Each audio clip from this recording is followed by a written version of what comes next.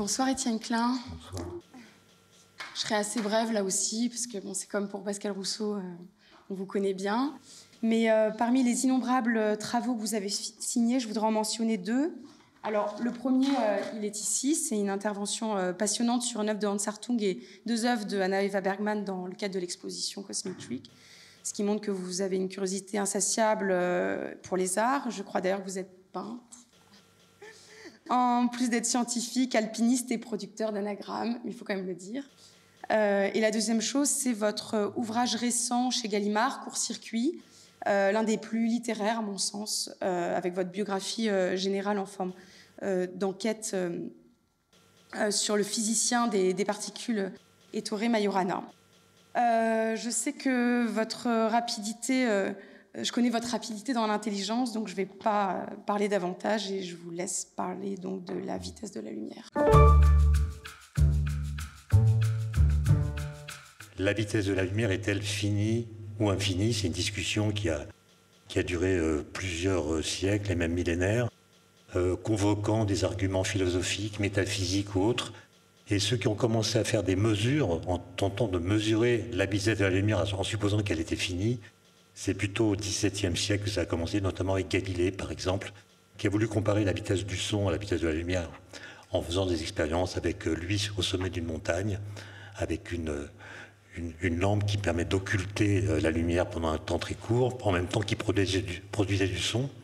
Et puis un de ses assistants sur un autre sommet pouvait mesurer la différence de temps d'arrivée entre le son qu'il entendait et la lumière qu'il percevait. Et ça n'a pas été très concluant, et Galilée a conclu que si la vitesse de la lumière était finie, alors elle était beaucoup plus élevée que la vitesse du son. La première expérience qui va montrer que la vitesse de la lumière est finie, c'est une expérience qui a été faite par Rømer, un astronome, en 1676. Le schéma est de sa main, donc au milieu, vous voyez le Soleil, enfin c'est le point A, le Soleil. La trajectoire de la Terre autour du Soleil, c'est le cercle avec sur sa circonférence les points E, F, G, H, L, K. Et puis le point B au-dessus, c'est Jupiter. Et le rond autour, c'est la trajectoire de l'un de ses satellites qui s'appelle Io. Et vous voyez bien que de temps en temps, quand Io est au-dessus de Jupiter, il est dans la partie ombrée dessinée par Rømer, c'est-à-dire dans une partie où il disparaît.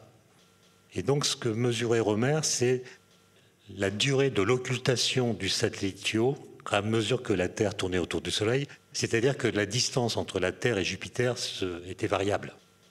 Il a montré que cette durée d'occultation diminuait quand la Terre se rapproche de Jupiter et elle augmentait quand la Terre s'éloigne de Jupiter, et il en a déduit soit que la vitesse de la lumière était finie, soit que la période de rotation de Io était variable.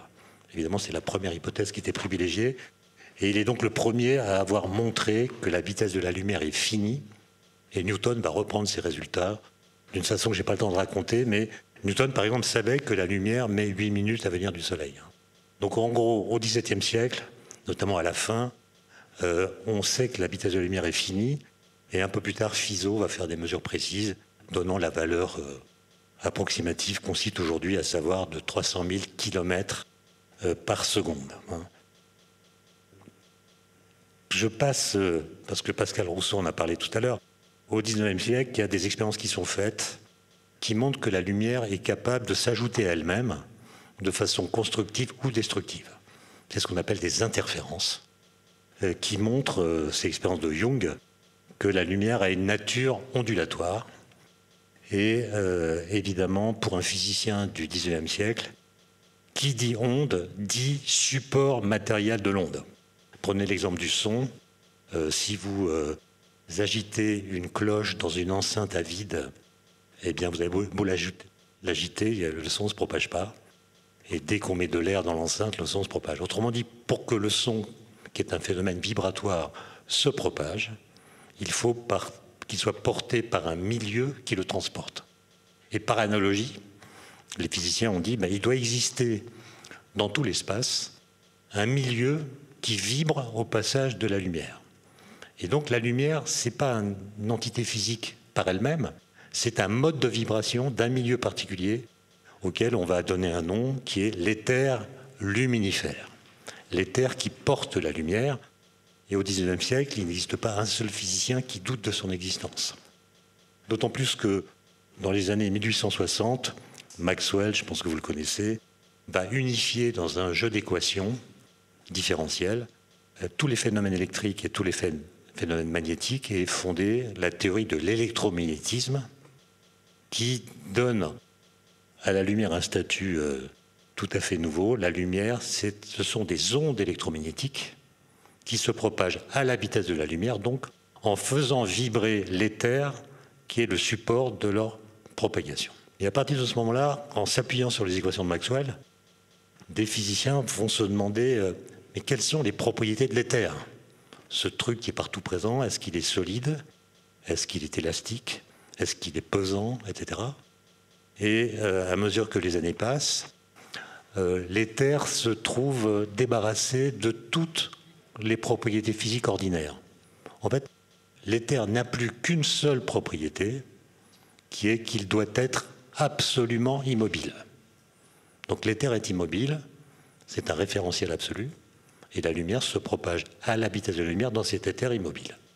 D'où les expériences que vous connaissez certainement, on essaie de mesurer la vitesse de la Terre par rapport à l'éther, puisque si l'éther est un référentiel absolu, la Terre doit avoir dans ce référentiel une certaine vitesse qu'on aimerait connaître. Expérience de Michelson-Morley, peut-être que vous connaissez tout cela, mais ce qui est intéressant, c'est que cette propriété de l'éther que je viens de citer, l'éther doit être absolument immobile, entre dans son énoncé même en contradiction avec l'un des trois principes de la mécanique de Newton, qui est le principe de relativité. Le principe de relativité de Galilée dit tout simplement le mouvement est comme rien et l'immobilité est un mouvement partagé. Par exemple, en ce moment, dans cette salle, nous sommes immobiles les uns par rapport aux autres. Ça ne veut pas dire qu'on est immobile. Ça veut dire qu'on partage le même mouvement, de sorte que nos vitesses relatives sont nulles. Mais on est en mouvement autour du Soleil, par exemple, puisque la Terre tourne autour du Soleil, comme vous le savez. Mais vous voyez que le principe de relativité dit qu'un corps qui est en mouvement, ou un référentiel qui est en mouvement, donne lieu à des phénomènes physiques qui sont exactement les mêmes que si le corps n'était pas en mouvement. Le mouvement est comme rien. Quand vous êtes dans un wagon de TGV, au bar du TGV, tout se passe, si vous laissez tomber un objet par exemple, comme si vous étiez à la gare. Tout se passe dans le wagon, de la même façon, quelle que soit la vitesse du wagon. Autrement dit, le principe de relativité installe une démocratie des référentiels. Il n'existe pas de référentiel dont vous puissiez dire qu'il a des propriétés que n'ont pas les autres référentiels. Et donc à partir du moment où vous dites le référentiel de l'éther est absolument immobile, immobile dans l'absolu, vous lui attribuez une propriété que n'ont pas les autres. Vous rompez la démocratie. D'accord ?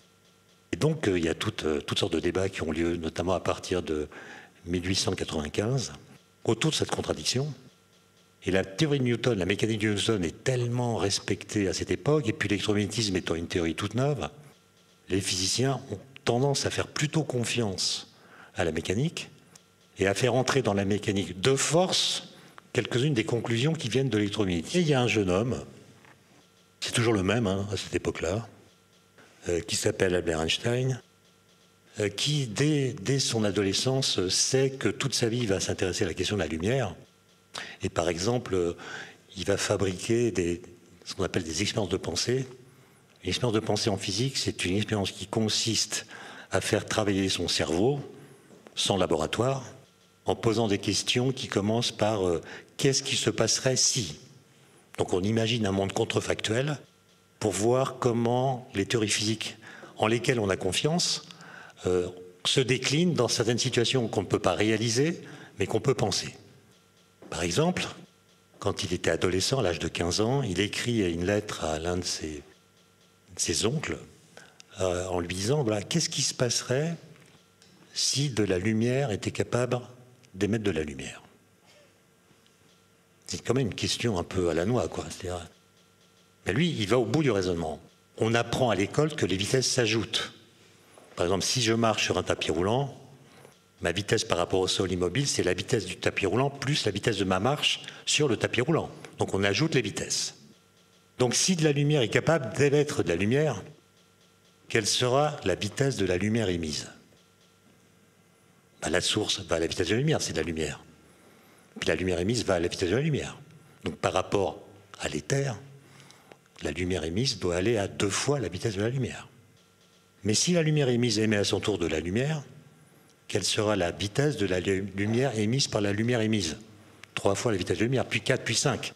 Autrement dit, si on suppose que la lumière est capable d'émettre de la lumière, et si la loi d'addition des vitesses est vraie, alors on peut fabriquer un escalier cinématique vers l'infini. Autrement dit, il devrait y avoir de la lumière de vitesse infinie. Bon. Un peu plus tard, à 16 ans, Einstein est scolarisé en Suisse, dans un lycée où les techniques pédagogiques sont plus adaptées à son caractère que les méthodes allemandes. Et là, il fait une expérience de pensée que vous connaissez sûrement. Qu'est-ce que je percevrais si mon corps était à cheval sur un rayon lumineux? Donc c'est l'année à laquelle Einstein va faire des expériences de pensée en mettant en scène son propre corps. Ensuite, il le fera d'une autre façon. Je n'aurai peut-être pas le temps d'y revenir, mais et il raisonne. Si vous êtes à cheval sur la lumière, ça veut dire que vous êtes à cheval sur une onde électromagnétique. Donc vous êtes dans la même situation qu'un surfeur qui fait du surf sur une vague. Il avance avec la vague, il est sur la crête de la vague. Donc la vague qui est devant lui est immobile par rapport à lui. Il avance en même temps qu'elle, donc il la voit immobile. La vague qui est derrière lui est également immobile par rapport à lui.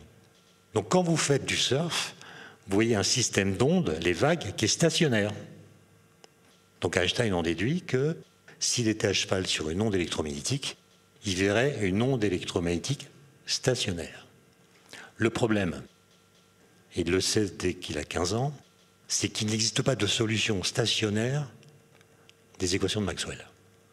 Autrement dit, le spectacle qu'il verrait dans la situation qu'il a imaginée n'est pas une solution mathématique des équations qui décrivent la propagation de la lumière.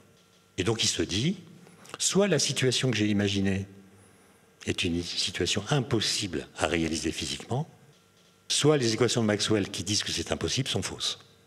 Voilà. Il va mûrir tout ça, c'est une longue histoire, jusqu'à 1905, qu'on appelle l'année miraculeuse en physique, puisqu'à cette époque-là, il a un diplôme d'ingénieur, mais il n'a pas trouvé de poste à l'université. Il n'avait pas de lettre de recommandation satisfaisante. Il travaillait comme ingénieur des brevets au bureau de la propriété intellectuelle de Berne. Donc son métier, c'est d'examiner des brevets déposés par les ingénieurs, notamment pour synchroniser les horloges à distance. Puisqu'à cette époque-là, les gens prennent le train et on veut que l'heure indiquée dans les gares qu'ils traversent soit la même que l'heure indiquée par leur montre.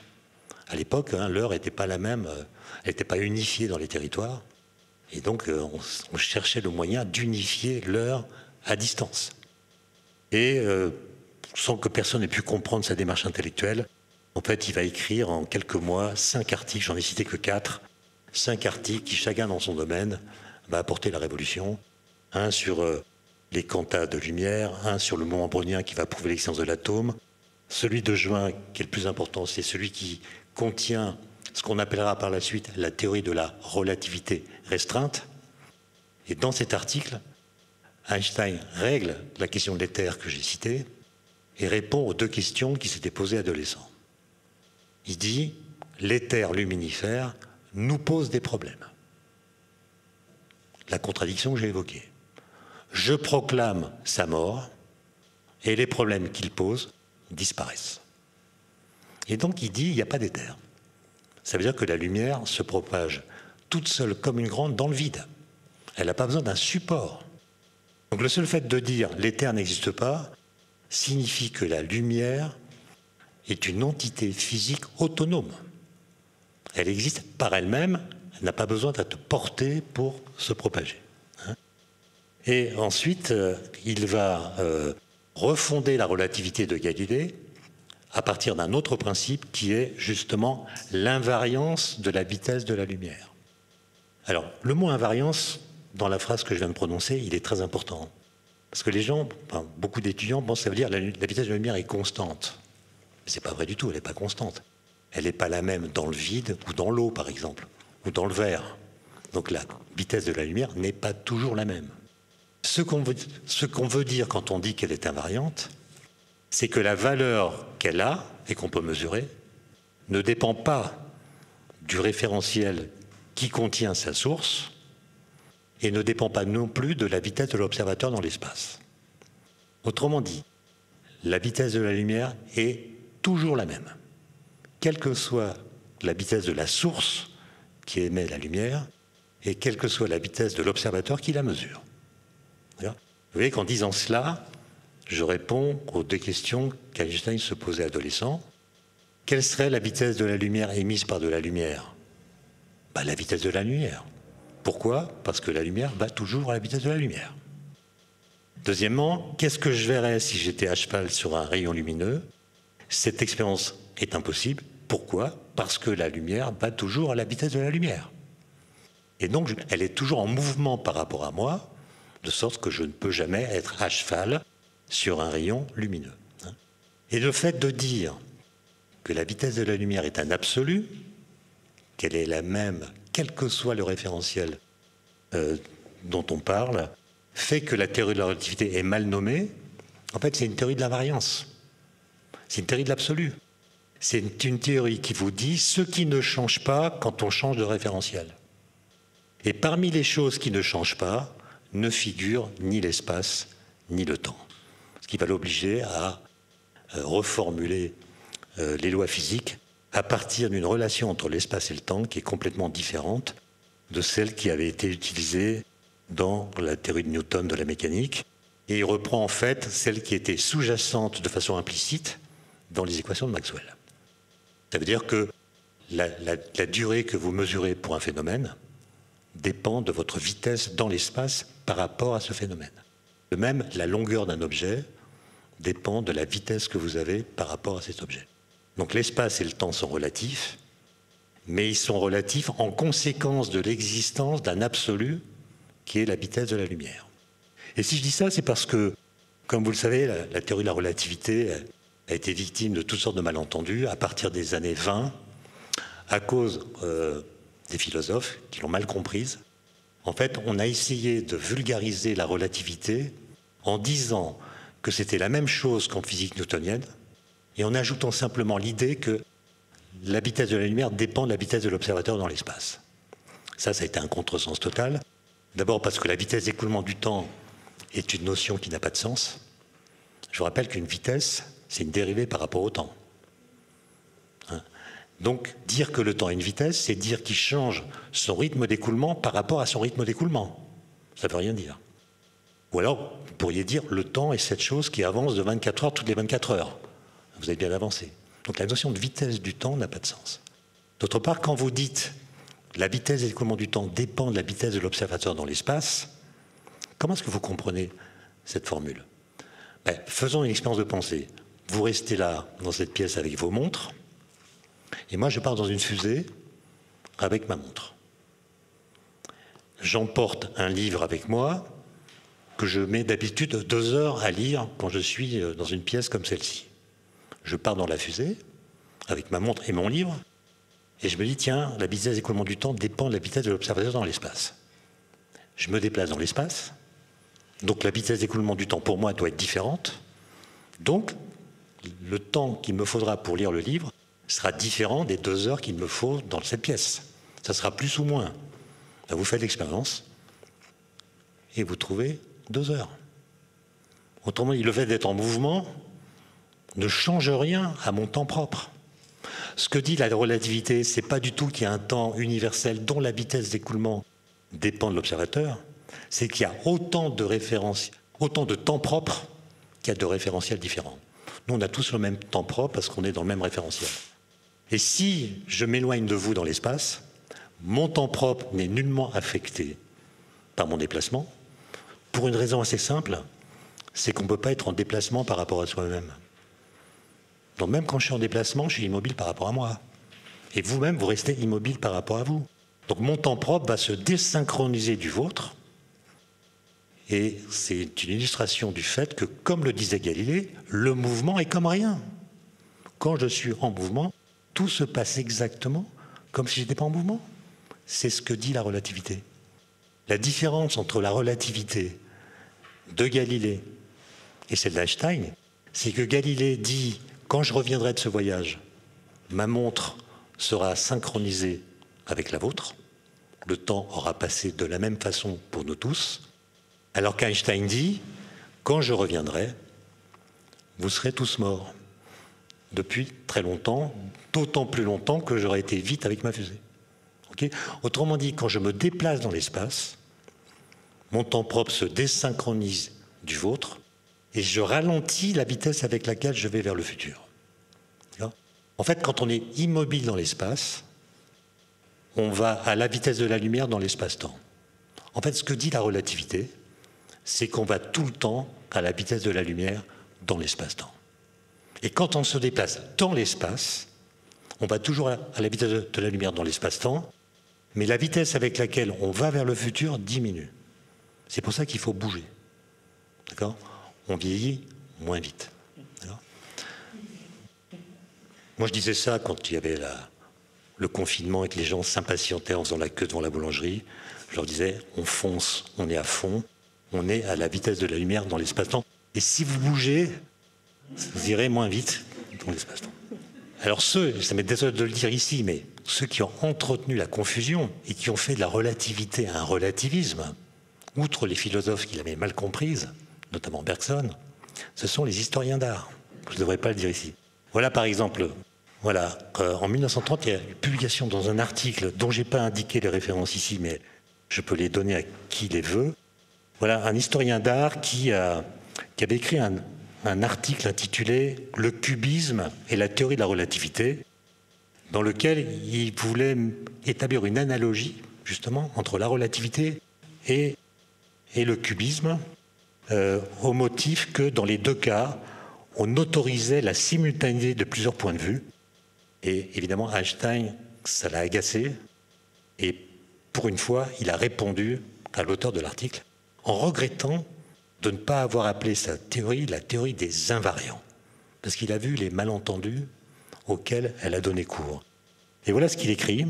Il cite Picasso dans sa réponse, c'est pour ça que je l'ai choisi. « L'essence de la théorie de la relativité a été comprise de façon incorrecte dans votre article. En physique, quand il s'agit de décrire une suite donnée d'événements, on utilise presque toujours un seul système de coordonnées. La théorie dit seulement que les lois physiques qui régissent cette suite d'événements sont telles que leur forme ne dépend pas du système de coordonnées particulier qui a été choisi. Il en va tout autrement pour la peinture de Picasso. Notre façon de ressentir chacun de ces tableaux, dépendant bien sûr de notre subjectivité personnelle, plusieurs points de vue différents doivent être sollicités pour appréhender son unité globale. Mais ce fait n'a rien de commun avec la théorie de la relativité. » Je crois que c'est clair. Alors, ce qui est intéressant, c'est que, en relativité, la chronologie des événements n'est plus absolue. Par exemple, un observateur va voir un événement A se produire d'abord, puis un événement B, postérieur. Mais pour un autre observateur en déplacement par rapport à lui, il existe des situations dans lesquelles la chronologie va être inversée. Et donc on a l'impression que la relativité, c'est une sorte de négation, non pas du temps, mais du cours du temps, du fait qu'il a une direction privilégiée. Alors je vous donne un exemple tout simple. Imaginez que j'ai ici un interrupteur devant moi, qui est relié par deux fils différents à deux lampes qui sont devant moi à des distances identiques. Il y en a une qui est à ma gauche, l'autre qui est à ma droite. J'appuie sur le bouton. Les longueurs des fils étant la même, elles vont s'allumer pour moi en même temps. Donc j'aurai affaire à deux événements simultanés. Mais quand vous regardez les équations de la relativité et que vous essayez de comprendre ce que verrait un observateur qui traverserait la pièce en venant de ma gauche, à grande vitesse, les équations disent qu'il verrait d'abord la lampe qui est à gauche s'allumer, puis la droite. Autrement dit, ce qui était simultané pour moi ne le serait pas pour lui. Et puis si l'observateur vient de ma droite, cette fois, et non pas de ma gauche, il verra d'abord la lampe de droite s'allumer, puis la lampe de gauche. Donc la chronologie peut être inversée. Donc les gens ont attaqué Einstein là-dessus en disant « mais dans votre théorie, il n'y a plus de causalité, il n'y a plus de cause et d'effet. L'ordre chronologique peut être inversé. Et Einstein dit non, non. Ce n'est pas l'allumage de la lampe A qui provoque l'allumage de la lampe B. C'est moi qui appuie sur le bouton. Donc c'est une corrélation, ce n'est pas une causalité. Donc maintenant, on va imaginer une autre expérience. Il y a toujours les deux lampes aux mêmes positions. Mais on va mettre un fil qui va de la lampe A à la lampe B. Il n'y a plus d'interrupteur ici. C'est l'allumage de la lampe A qui envoie un signal dans le fil qui va jusqu'à la lampe B et qui déclenche son allumage. Donc c'est l'allumage de A qui est la cause de l'allumage de B. Que dit la relativité dans ce cas-là pour un observateur qui viendrait de ma gauche? Alors pour moi qui suis devant les deux lampes, les deux événements sont plus simultanés. Alors, il faut que le temps que le message, le courant électrique, disons, aille de la première lampe à la deuxième lampe. Donc ça prend un certain temps. Donc pour moi, les deux événements ne sont pas simultanés. Pour celui qui vient de la gauche, qu'est-ce qu'il va voir? Il va voir la lampe A s'allumer d'abord, puis la B, et le temps entre ces deux allumages sera un peu plus grand que celui que j'ai mesuré moi. Et celui qui vient de la droite, qu'est-ce qu'il va voir? Mais il va voir d'abord la lampe A, puis la lampe B. Autrement dit, quand la causalité est mise en jeu, la chronologie entre les événements est absolue. L'ordre ne peut plus être changé, à condition que la causalité soit mise en jeu. Mais les équations montrent qu'il y a une condition. En fait, il y en a deux. La première, c'est que le courant électrique, le signal qui va de A à B, ne doit pas dépasser la vitesse de la lumière. Et la deuxième condition, c'est que la vitesse des observateurs ne doit pas dépasser la vitesse de la lumière. Donc le fait qu'on dise on ne peut pas dépasser la vitesse de la lumière, c'est la façon, disons, formelle de traduire en relativité le principe de causalité.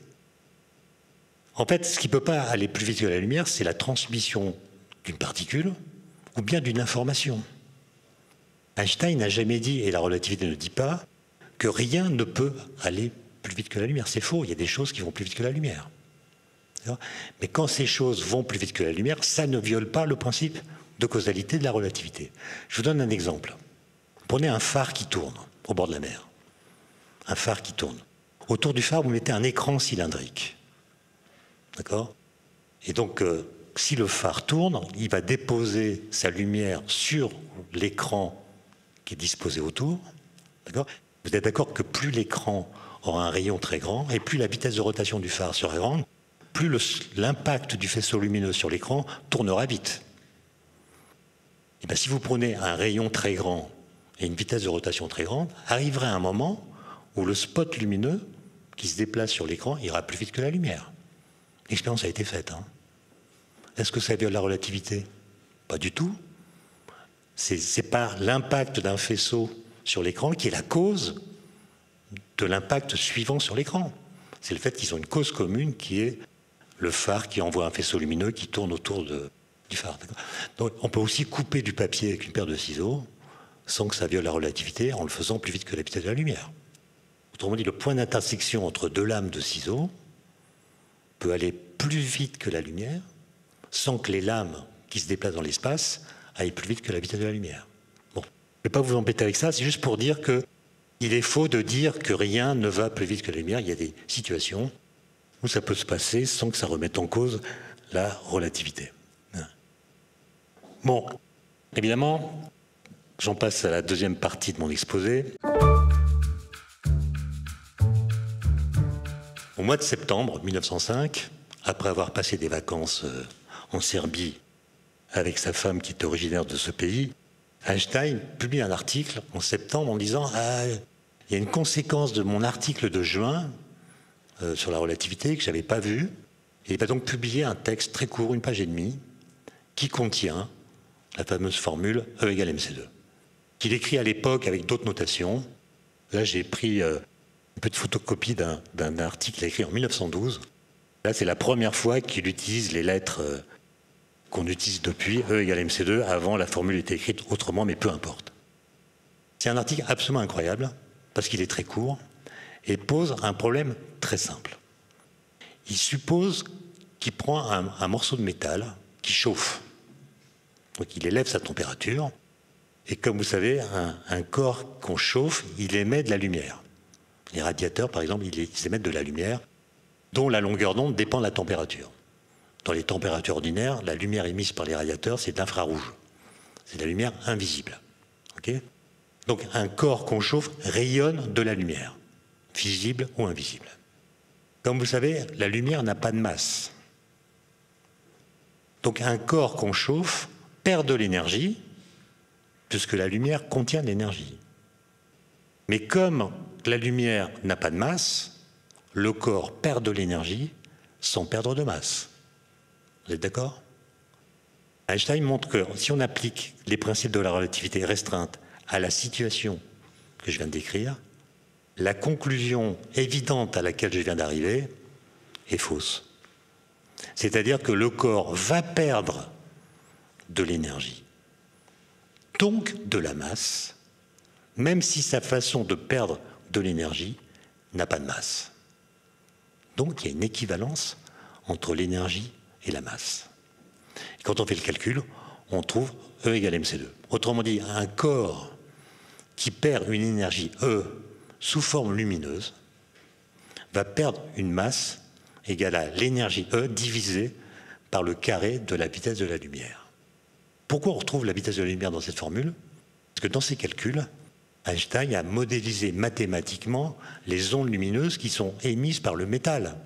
Donc il y a C qui intervient quelque part, et ça le fait réapparaître dans cette formule. Les historiens pensent que Einstein n'est pas le premier à l'écrire, et c'est sans doute vrai, parce qu'en fait c'est une formule qu'on peut déduire directement des équations de Maxwell. Mais ce qu'il faut lire, c'est la dernière phrase de l'article.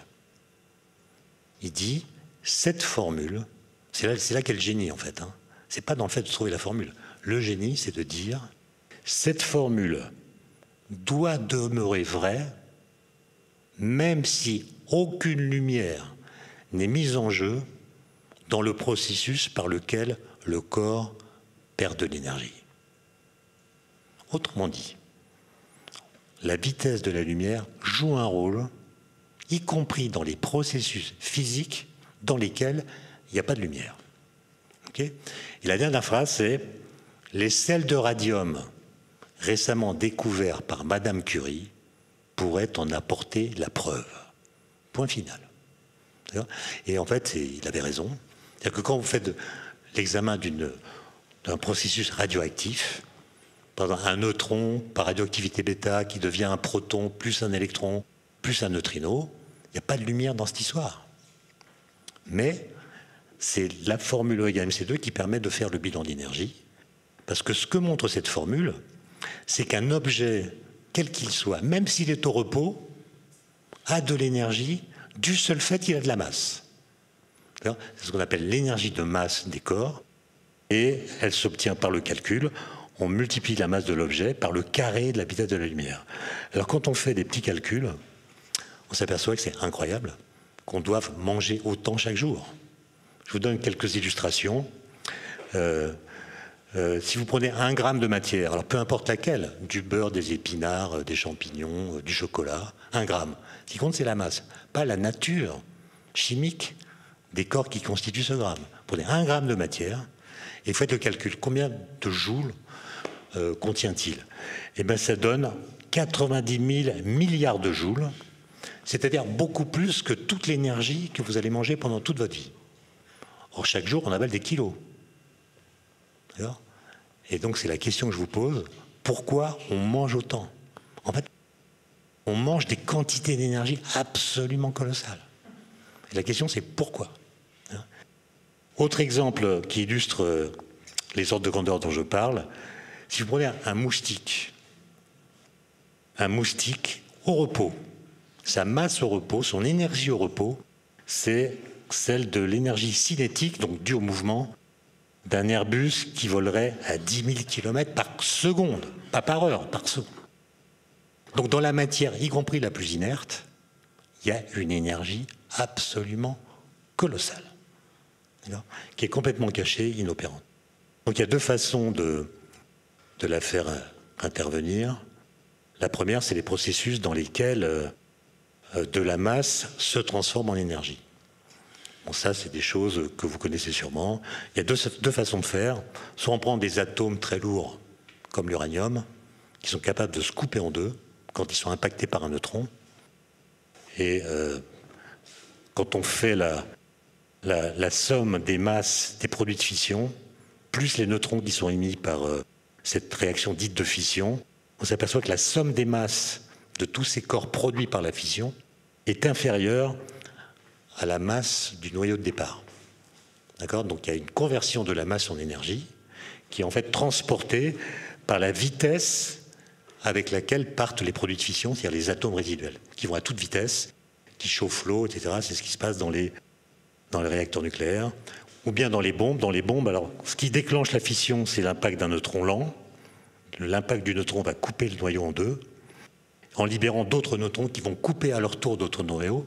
Et si on ne fait pas attention, ça fait une réaction en chaîne qui se propage, ça fait une bombe. Si au contraire, on s'arrange pour qu'il n'y ait qu'un seul neutron qui soit utilisé à chaque fois, on a une réaction stabilisée, celle qui marche dans les réacteurs nucléaires. Ou bien, on prend au contraire des noyaux légers, des isotopes de l'hydrogène, et on les fait fusionner en chauffant les températures à des très grandes valeurs. Et là, c'est l'inverse qui se passe. C'est l'atome produit par la fusion qui est plus léger que les noyaux qui ont fusionné. Et la différence se traduit par une énergie qui est conférée au neutron qui est libéré dans l'affaire, qui va taper les parois du réacteur, chauffer de l'eau, et ça va permettre de créer du courant électrique. Et l'autre situation inverse, où la formule montre comment on peut transformer de l'énergie en matière, de l'énergie pure. Donc ça, c'est un cliché qui a été pris auprès d'un accélérateur de particules qui m'est cher, il a été démantelé, il s'appelait le LEP. On faisait des collisions entre électrons et positrons. Les positrons, c'est les antiparticules des électrons. Donc il y a deux faisceaux, l'un d'électrons, l'autre positron, qui circulent en sens inverse dans un anneau circulaire, à la vitesse de la lumière quasiment. Et on crée une collision. Sur ce cliché, on ne voit pas les particules incidentes, en fait, qui arrivent perpendiculairement à l'écran. Et on voit qu'il y a production de toutes sortes de particules dont les traces sont repérées dans le détecteur. On ne les voit pas toutes parce qu'il y en a qui ne laissent pas de traces, mais peu importe. Quand vous faites la somme des masses de toutes les particules qui sont créées par la collision et que vous la comparez à la somme des masses des deux particules qui sont entrées en collision, vous trouvez un facteur 100 000. Autrement dit, après le choc, il y a 100 000 fois plus de masse qu'avant le choc. Okay ? Je vous rappelle que dans les livres de physique, en classe de lycée, on continue à dire que la matière se conserve. Alors, elle ne se conserve pas du tout. On crée de la masse par la conversion de l'énergie cinétique des particules incidentes. En fait, c'est la vitesse des particules incidentes qui se convertit en particules. Et ça, philosophiquement, c'est intéressant parce que ça montre une situation dans laquelle une propriété des objets, leur vitesse, se convertit en objet. C'est comme si je vous disais que, je sais pas, la hauteur de la tour Montparnasse peut devenir la tour Eiffel, ou que la vitesse d'un scooter peut devenir une voiture, etc. C'est quand même des choses qui sont assez contre-intuitives et qui montrent que, d'une part, la masse ne se conserve pas, d'autre part, qu'on a tort de dire que ces machines brisent les atomes. On dit les accélérateurs de particules ou les collisionneurs, c'est des machines qui brisent les atomes. On ne brise rien du tout. On ne brise rien du tout. Les particules qui sont entrées en collision, c'est des particules élémentaires. Elles n'ont pas de structure interne. C'est des points matériels. Et donc, on n'a pas cassé ces objets. C'est la vitesse de ces objets qui s'est transformée en objet. Ce n'est pas la même chose. D'accord ? Et donc, vous voyez que E égale mc2, c'est vraiment une formule qui fait que C change de statut. C'est une constante fondamentale de la physique qui joue des rôles très importants, même quand aucune lumière n'est mise en jeu. Je conclue juste pour montrer qu'un peu plus tard, Einstein va faire un nouveau saut en 1907. Il est toujours à Berne. Il rentre de déjeuner un jour de novembre et il a l'idée de la plus heureuse de sa vie, comme il le dit partout. Il a compris qu'il y a un observateur en chute libre, donc il imagine qu'il est en train de tomber en chute libre. Tomber en chute libre, ça veut dire n'être soumis qu'à son poids et tomber dans le vide. D'accord ? Et il comprend que quand vous tombez en chute libre, vous ne sentez pas que vous avez un poids. Okay ? Puisque si vous prenez un objet comme mes lunettes, vous le lâchez, tous les objets tombent à la même vitesse dans le vide, c'est ce qu'a montré Galilée. Donc si vous tombez dans le vide avec cet objet, vous le lâchez, par rapport à vous, il est en apesanteur, il flotte. Donc le fait de subir la gravitation, pour vous, crée l'illusion qu'il n'y a pas de gravitation. Le fait de la subir l'annule. C'est bizarre. Et ce qu'il comprend, c'est que l'impesanteur, c'est pas l'absence de pesanteur. L'impesanteur, c'est l'absence de ressenti de la pesanteur. Par exemple, là, on est tous, enfin, vous êtes assis, donc vous sentez que vous avez un poids par la réaction de votre chaise. Moi, je sens que j'ai un poids par la réaction du sol. Mais si cette réaction n'existait pas, autrement dit, si je n'étais soumis qu'à mon poids, je ne pourrais pas me rendre compte que j'ai un poids. Et ça va l'amener à toutes sortes de choses qu'on appelle le principe d'équivalence. Et au bout d'une très longue maturation qui va durer à peu près 8 ans, il va comprendre que la gravitation, contrairement à ce qu'on apprend à l'école, ça n'est pas une force. Ce n'est pas une force qui agit sur les objets. En fait, les objets qui subissent la gravitation ne subissent aucune force. La gravitation, c'est une déformation de la géométrie de l'espace-temps. C'est une courbure de l'espace. Et les objets qui subissent la gravitation, en fait, ne subissent aucune force, mais ont une trajectoire qui est déformée par la géométrie dans laquelle ils se propagent. Et la vitesse de la lumière intervient dans la structuration de la géométrie. Oui, la vitesse de la lumière intervient dans la géométrie. Ça n'a rien à voir avec la lumière. Il n'y a pas de lumière dans la géométrie. Et donc, cette constante-là, la vitesse de la lumière, s'est propagée dans la physique à un point qui fait qu'elle a beaucoup plus à voir avec la structure même de l'espace-temps qu'avec cet objet physique particulier qu'on appelle la lumière. Voilà ce que je voulais vous dire en préambule.